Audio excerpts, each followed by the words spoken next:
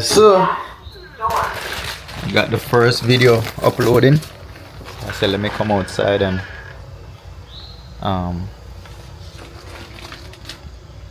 feed the birds. I need a slipper, so how are you? Yeah.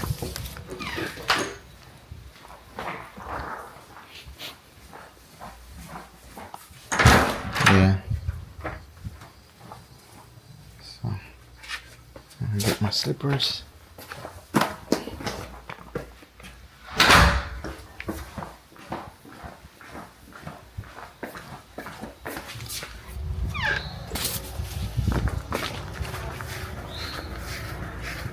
You guys making those? Yeah, we're fixing them. Oh, fixing them. I thought you made them from scratch. Yeah. And they were making not the exact ones, but you know, those big hats. Yeah, yeah, yeah. It's interesting how they sit there and just weave and weave and weave. Yeah. Yeah, yeah. All right. Yeah.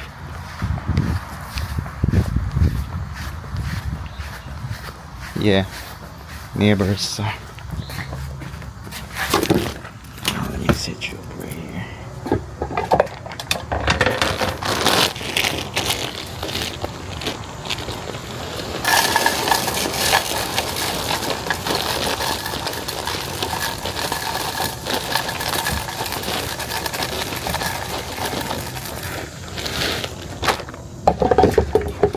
Alright guys, so I'm setting up my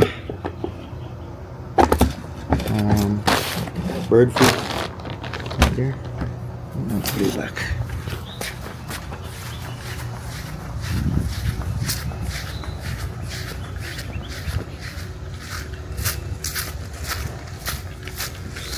They ate most of it.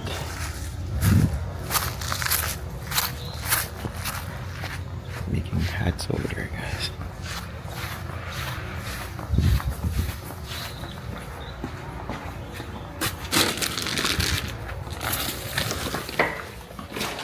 They're from Mexico, so they're making those. I guess they call them sombrero hats. Sombrero? I don't know. You guys know. I don't know what the names of these things. But they're making I'm gonna call it sombrero hats. The real big Mexican hats that goes around. Neighbors over there, they get them from Mexico, so it's authentic. She was telling me, you probably heard it.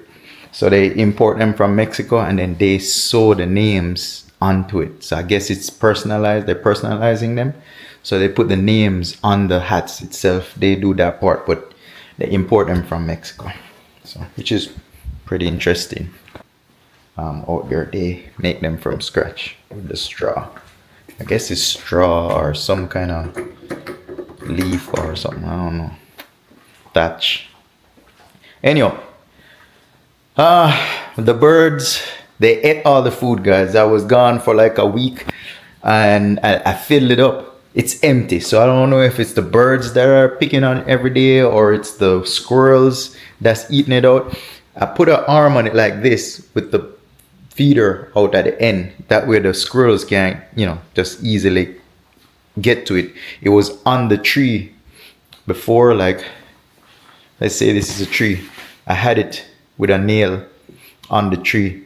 So, sorry guys, sneezing. Yeah. So I put a pole like this now. That way it hangs out here. The squirrels would have to climb on that thin pole and balance to try and get to it. So I did that. I'm gonna watch it in a few and see if, you know, the squirrels still get to it. But it was empty. My fire looks so shiny, man. Shiny. Yeah. Hold on. Yeah, so, you know, hopefully it wasn't the squirrels that ate all that food and it was the birds. So yeah,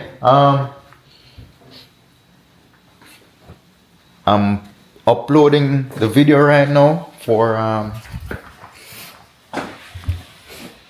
see, this video is playing, I'm just playing it, but I'm uploading yesterday's video or day before yesterday's video.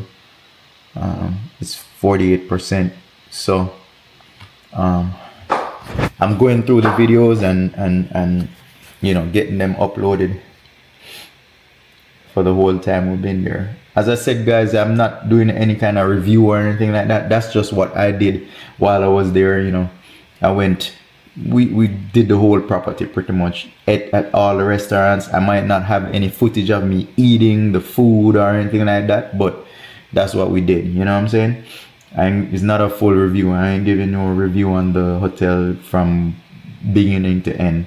You know, I'm just giving you footages of me being there. That's what this channel is about. It's not any kind of review or anything. So if you could watch, see I'm up on the balcony right now, just looking out in the patio. You know, whatever I'm talking about, that's what you're getting. You know what I'm saying? It's not, I didn't go there to vlog, put it that way. I went there just to take a little mini vacation. I didn't go there to vlog for you guys or anything like that. That's not what the channel is about. I don't go out and try and find content just to vlog. What I do is do what I would normally do and I vlog it. Hence life every day. I'm giving you a true life every day. So most of these things you ain't gonna see it get edited. It ain't gonna be no top production or anything like that. It's not gonna be that, right? It's just gonna be what I do in a day, you know. If I'm here and I'm moving around this thing, I might just film me moving this to get rid of it or something. If I'm cleaning out the garage, that's what I'm gonna be filming. So, you know, it's just not that type of vlog. I ain't trying to go out there to get content for you guys to actually make content. You know what I'm saying? Anyway, restaurant stuff. Here's the meat mixer right here. I had gotten me a scale the other day from the auction place. They were selling these for like 30 bucks, 40 bucks. I think it's 30 bucks I end up getting it for. You know, we have our commercial blender. It's the big one, the floor unit. You know, I already got my fryers, 2 identical fryers right here. This is a sink I might not use. I got a hand wash sink as well. I'm not gonna use it. It doesn't have the guards on it, so I might not use this one. I have another new one with the guards on it, so I'm gonna get that one up. This is just an extra sink I had bought because this sink has it's a single compartment sink, but this sink doesn't have the drain board, so I wanted the drain board on it. So because it was like 50 bucks, I got it anyway, because this sink is like 200 300 maybe for this sink. So I got it anyway. But yeah, you know, I moved all the other stuff like the table, the long table I had. I moved all the 3-tier sink. You'll see that in the other video. It's already over by the restaurant. So I'm making space right here. I'm gonna take all these things out, get rid of them. I'm gonna probably take the fryer over to the restaurant. I'm moving them over so that way when I get the refrigerator and all those things, I could put them right here. Over the weekend, I'm gonna see if I could get that food trailer up here because I do have equipment inside that food trailer. I would like to put them right here. And the reason for that is I'm trying to clear that trailer out, guys. I'm gonna sell it. I think I, you know, came to the conclusion that I'm gonna get rid of it. I'm not gonna put it out as a food trailer or anything like that. My goal is not to go back on the road selling any kind of food on the road like a food trailer setup. So I'm just gonna take the equipment out of it and sell it with as a food trailer unfinished, right? So I'm gonna have a deal on that, guys. So if you guys know anyone who'd like a food trailer, it already has the sink in it. I have the hood set up for it, but it's not installed, so I'm gonna leave it uninstalled. Reason for that is every kitchen setup is different, right? They might want that hood all the way in the corner, as well as somebody might want it all the way to the left. You know what I'm saying? Depending on the equipment they're gonna use. So when you install it, it's like you're installing it and the refrigerator is gonna end up going under the hood. You know what I'm saying? So as far as design, I'll not install it. I'm gonna sell it with the hood and the fan that goes on top, but I'm not gonna install it in there. So I'll sell it with that. It already has a 3-tier sink. It has a single compartment sink. The water tanks is in there. The pumps are in there already. You know, The refrigerators and the charbroiler, I'm gonna keep that. I have one new charbroiler that I'm gonna leave that goes with the sale of that trailer. But the refrigerators, I'm gonna take the refrigerators and the tables that's in there. Um, so pretty much you're getting the trailer, the windows is there and all that, the screened windows. There is a section there, and there's another door on the outside of the trailer. You could build a bathroom in there. So I already had bought the sinks for that, the drainage, the wastewater tank. All of that is there. They just gotta finish it. Um, the flooring is not the stainless steel flooring or the diamond plate flooring, but I opted for the rubber flooring instead. Um, the rubber slash vinyl. I'm not sure. I think it's rubberized flooring. And the reason it's like a diamond plate rubber flooring. The reason why we use double, because when I had a trailer before, the issue with that is when you fry stuff and it's busy in there and you got a lot of things going on at an event, it's super busy. So when things fall on the floor, it gets real slippery. If you have a water spill or an oil spill in there, or just grease from the fryer, when the employees move around inside that trailer, it's slippery. So we can't have any kind of fall. So I would rather use, yes, it's easier to wash out when you have diamond plate floors or aluminum floors, stainless steel floors, but while you're working it, you'll slip. You see what I'm saying? So I would rather not slip and have rubber floors than your employees sliding around and, hitting their head or slip and fall. That's way more expensive, right? So it's best, you use rubber floors, non-slip floors, right?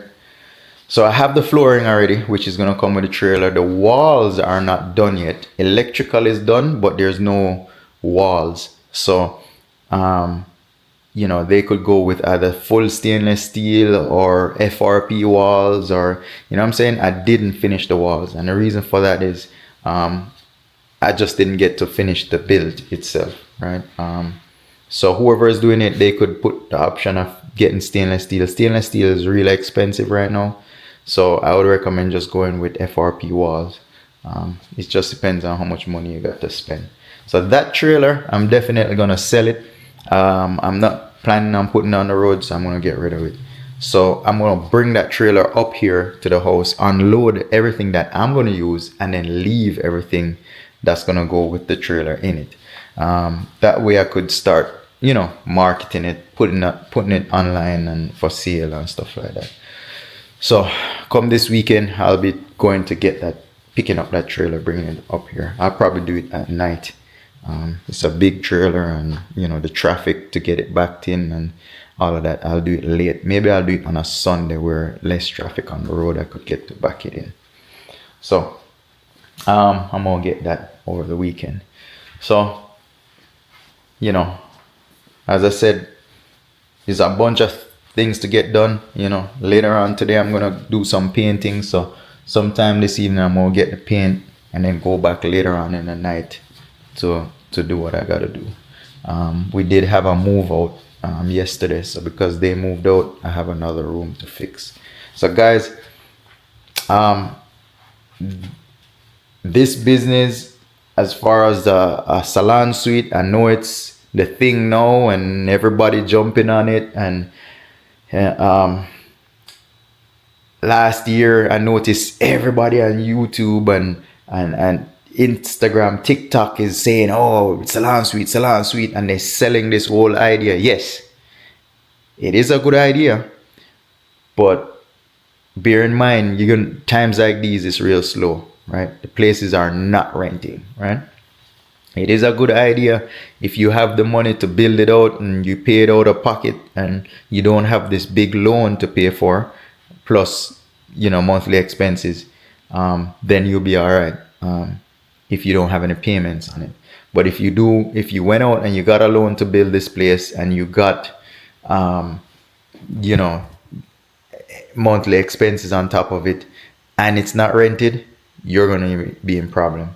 I'm just letting you know straight out. We've been doing this now for quite some time, so we know, I know exactly what it is. So guys who who are going out there and trying to borrow money and doing all of this, and in this time, 2024, July 2024, because of all this inflation and recession or whatever you want to call it, ain't nobody spending money on nails. Ain't nobody spending money on makeup anymore, because everything is just inflated, right? So if the people you are renting to, you're actually renting individual professionals. So let's say you renting a lash tech or a nail tech. You're renting that person in a salon suite, right? You renting, those are your tenants.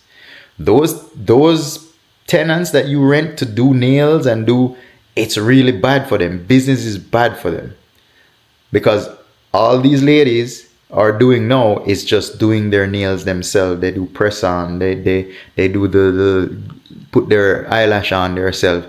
They're doing what they gotta do because the money is tight. You know what I'm saying? So we, the people who own the salon suites, are not getting them rented because they're not making any money, if you get what I'm saying. So you gotta be careful, whoever is thinking of doing a salon suite or thinking that, oh, it's good, they're making money over here. No. We're technically down four rooms now, maybe 5. Ever since last year, it's just been getting worse and worse, because the professionals ain't getting the work. There's a few professionals there that it doesn't fade for them. Like the barbers, they constantly get work. You gotta remember now, guys that's working or in corporate, they can't just cut their hair themselves. We can't. Guys can't cut them hair themselves. But for a lady, instead of getting their nails professional done, they could do it themselves by doing press-ons or just painting themselves, right? Ladies who are doing makeup, if you're going to a wedding or something, then yes, you have to go get it done professional, right? But for everyday work, you'll just, fix up yourself real good and you're gone. The braiders, a woman can't really braid the whole entire hair by themselves and put hair in and all of those things. So those people who are doing braiding, they're not really affected. They are affected, but not so much. They're still gonna get the work, right? The guys and the barbers, we have to go and get our hair cut professionally. So those people will not see much of a decline in their clientele. It pretty much is gonna stay level, right?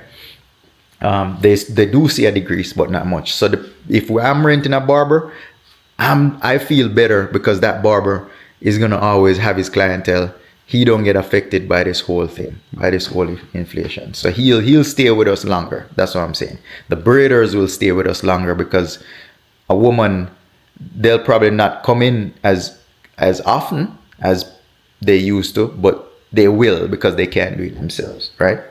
So all I'm saying, any profession that a woman or a man can do themselves, those you gotta be worried, because then when hard time hits, they're just gonna do their nails themselves. They're just gonna do their brow themselves, their eyelash themselves. You know what I'm saying? Forget about, because them little facials and stuff like that, women ain't gonna do. They're just gonna do that themselves at home. So people who does facials as a professional, might as well you go find another job. You will have some customers and clientele, but that's gonna cut in half or almost all of it is gonna be gone, right? In these times, if you have a good clientele and you got repeat customers and you got them loyal and everything, you might survive. But if you're going to school facials and start doing something else, go learn something else. You know what I'm saying? You ain't gonna come out here and make money doing that. Makeup is a hard sell as well. You ain't gonna come out here and get rich off of makeup. I'm just telling the truth. I ain't trying to bash anybody. The makeup artists could tell you for themselves. The cosmetology people, they'll tell you for them. The esthetician, not cosmetology. Maybe, yeah, I've been saying it right. If you're an esthetician, right? I've been saying it wrong. Don't hold me to it, guys. You know what I'm talking about. So, if you're an esthetician, waxing and stuff like that, if you're gonna do waxing, ladies, it is okay because it is necessary. But it's gonna slow down. It's gonna be far and few in between. If you have a female that does waxing, every 2 weeks, 3 weeks, They're gonna now stretch it out and do every 6 weeks or every 2 months. You know what I'm saying? So it does slow down. But if you have a clientele, you have a clientele, and they'll come and support you. Not everybody, face the struggle. You know, most of the waxing people, they go to the bigger box brand stores that does waxing, and then the waxer will just work for that store.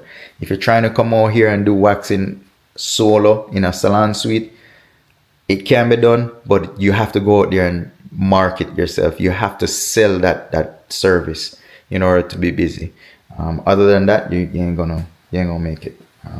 I'm just telling the truth, guys. I ain't trying to bash anyone. I ain't trying to lowball, but I'm telling the truth so you could expect what's real and what's fake on Instagram, right? Or social media. As I said, waxing is a necessity. Women, most women get it done, so it's a must-have, right? It's a profession that it's needed, right? Because not everyone can just wax themselves. You could shave, but not everyone wax themselves. So at the end of the day, you gotta be careful. If you're doing it, make sure you build up your clientele. Make sure you have a good clientele, repeat customers before you step into a salon suite, right? Our suite, we offer daily rentals. So for those guys who would like to not commit to us a lease, a 1 year lease in a suite space, we do daily rentals. No question asked. Just call in, book it, or go take a look at it. And if it's good enough for you, just book it. The price is reasonable. It's a daily rental. You could more than make money with just all daily rentals. So we provide that service, where that space for the person who have on and off customers. Let's say for the week you don't have enough customers, or you don't have enough customers to pay for that, maintain that week every week, right? You could just do daily rentals, right? We offer rooms for just daily rentals, where you just pay for that day and then you book the next one. If you get a booking, you just book it with us, right? More than likely we'll have rooms available. If we have rooms available now, so if, let's say, this one is booked, we'll have a second room, unless everybody bomb rush it, but we'll have a room when it comes to the daily rental. And then once you build up your clientele from there, then you could transition into a long-term suite where, once you have the clientele and you're comfortable. But what we're doing, we're giving the opportunity to build your clientele. So a lot of places, they don't have the daily rentals. So it's like, you're here now and it's hard to make that transition as a professional, because you don't have enough clientele to rent an all-out room for yourself. But at the same time, you don't have anywhere to try and build up your clientele unless you do it at your house. You know what I'm saying? So we're providing that space where you don't have to do it at your house. You have everything, power, AC, you could set up the place as if that's yours. So a lot of these ladies, I noticed the lady that rents regular, she have her whole setup where she come in and set up her snacks, everything. If you go in there, you'd think she's a permanent tenant, but she's not. She's just there for the day. She put out her snacks, have all her chairs, everything, her stool, everything. So when they come, we provide all the furniture. But when she has her own stuff, or trays or carts, whatever she brings in for the day, and then our client comes, she do what she have to do, and she leaves. And you know what I'm saying? We've never even met that lady. That's how easy it is. We just speak to her through text and calls and stuff like that. When she books, she pay online, and the code is there. She just enter her codes, and she enter and use the space, and then close, keep it clean and close it at the end of the day. That's how easy our daily rentals are. We don't ask for no deposit. We don't ask for nothing. We just ask for ID, what you do, and sign a little daily contract, and that's it. Contract is just to say, hey, you get it in this condition, make sure it's in this condition when you leave, and it's from this time to this time. Nothing crazy. You ain't signing away your life or anything like that. So it's quick and simple. Just call that number, book it, show up. We're gonna send you a code the day before. You could put that code in. You have access for the day. It's normally like a 8 hour time slot. So if you start early in the day, we ain't gonna pressure you. It's not like it cuts off and light turns off at X time. You have all day. Because some tenants, they'll have their clients, they'll book it for the day, but the client don't show up till in the evening time. So I ain't gonna say, hey, it's from 9 to 5. That client might just show up 4 in the evening. You know what I'm saying? So you have all day. It's a full 24 hours. You know what I'm saying? We do say it's a 8 hour time slot, but we ain't gonna pressure you if your client show up late. You know what I'm saying? If your client show up late, they show up late. We're not gonna charge you 2 days. So it's a slot. So let's say you're paying for a time slot. Could be 8 hours, it could be 4 hours, it could be 24 hours, but you pay for the day, right? When you rent with us. So that's how that whole system works. We don't, it's easy for you to transition. So this one clientele, that's what she's facing. She don't have enough clientele. She works somewhere else, so she just rent this space to take care of her outside clients that she has. So once she build up that client and have enough clients, and she's comfortable with the amount of repeat customers, then she could move to a suite for herself. So we provide that transition for them. So it is what it is. These times is hard. Some profession is just not worth it, guys. If you're going to school now to do it, if you're going to cosmetology school, or you're becoming an esthetician or a barber or whatever it is, make sure you know what's going on before you go out there in the world, because you're probably gonna spend a year, 2 years, or however long it takes doing all that, and you come on the streets and then you ain't making no money, right? If you're doing those things and you are going to school, or you have clients already, make sure you work on that client. Do the best you can to keep that client and have them come back. Charge accordingly, charge reasonable. Don't be trying to kill people, because there's so much people out here doing what you're doing. So you have to price it accordingly. Whether it's where you are geographically, you charge, or what I'm saying, all that affects price. We're sitting in a prime location, so our price is a little bit more than what I want it to be. But because it's real estate, we're dealing with real estate, right? So there's no way you could, for instance, you can. How is it that you're gonna rent a house in Beverly Hills for $1,000? It's just not. It's real estate. It's not possible. You can't.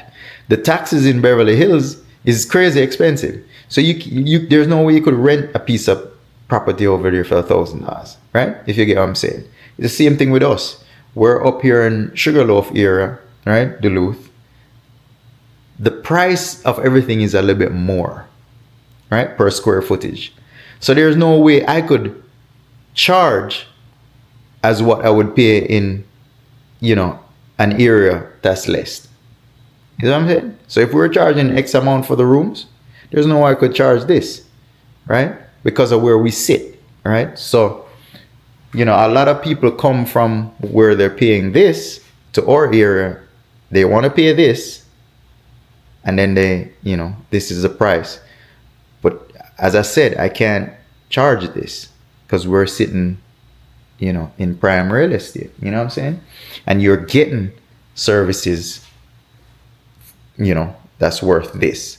So it's hard sometimes when somebody, they come and they say, but they over there, they're only charging $75. Well, you're the real estate on that side of town.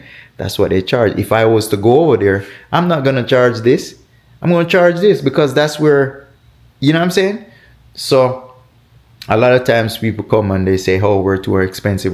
Yes, I understand. But because of where we sit, right?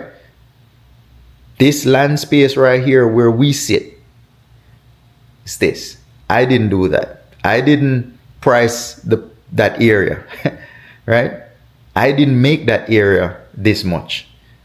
I choose to do businesses in this area, so now I gotta charge this. I can't be charging this because it cost us more to do business there, right? That's all I'm saying. So the prices is not, it's beyond my control. It's because the real estate where we sit is more. You know what I'm saying? You ain't gonna go in a gated community and expect to pay what you pay in the apartments, right? Or a non-gated community. This is just wherever you live, all over the world. This is not just where we live or in this state. All over the world, if you go in a higher price area with gated community and security guards and clean roads and everything, you're gonna pay more for that, right? That's just how it works. If you play Monopoly, Boardwalk is more expensive to purchase. The taxes on Boardwalk is more expensive to purchase than the others, right? It's just life. That's how it goes. This is how the world is made up, right?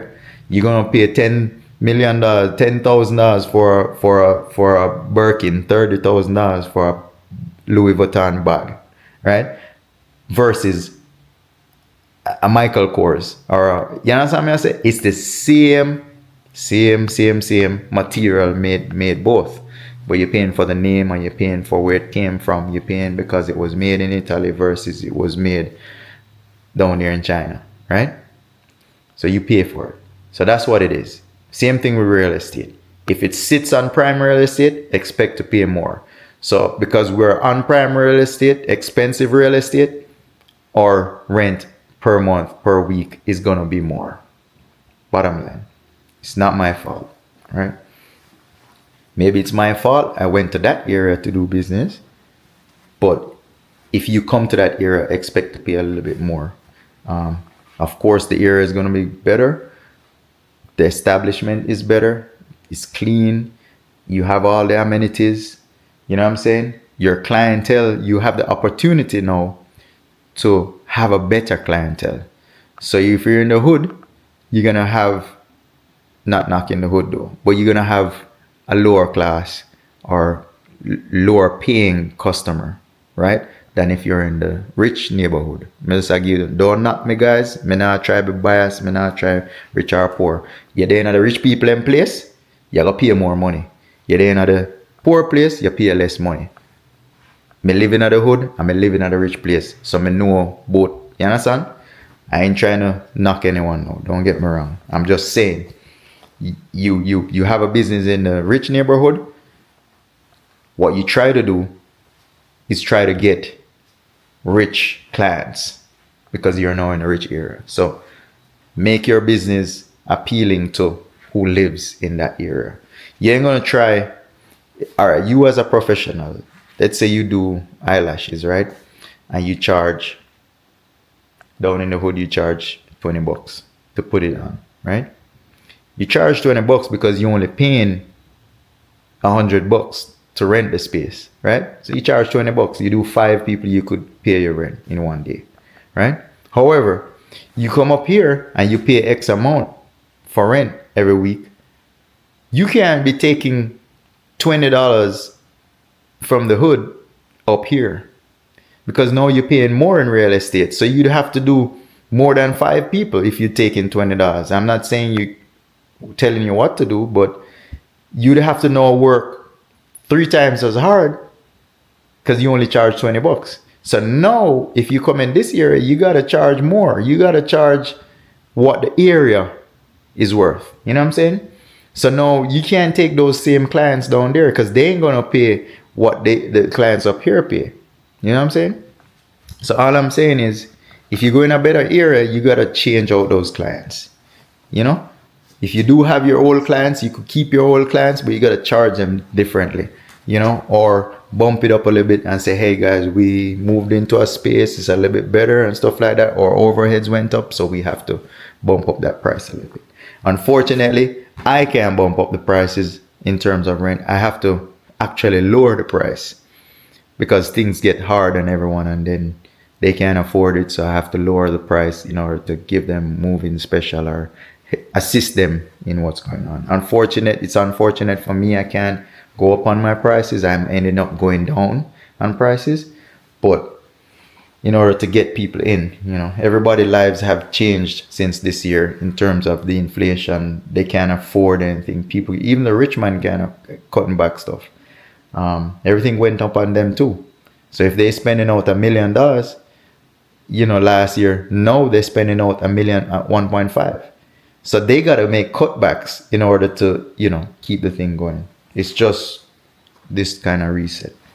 I think government or whoever is making this happen, they do that to keep everything level. So without going into politics, that's just my opinion. Yeah. But yeah,